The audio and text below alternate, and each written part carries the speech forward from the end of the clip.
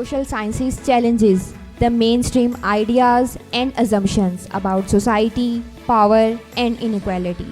And the best tool to conduct this method is historical analysis. Today, we will be exploring the historians who used critical approaches to examine the past and how these methods can be applied into contemporary social issues.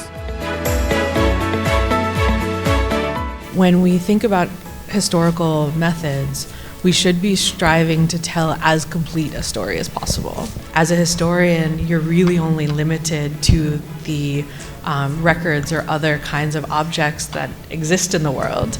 And so in that sense, the narrative that you tell is necessarily going to be incomplete. And even if you talk to people who were there at the time, they've experienced that event through their own perspective and through their own bias. So that's why I think the Pasolini quote is so important, that it's really in the context of putting multiple sources of information together that we can gain a more complete picture.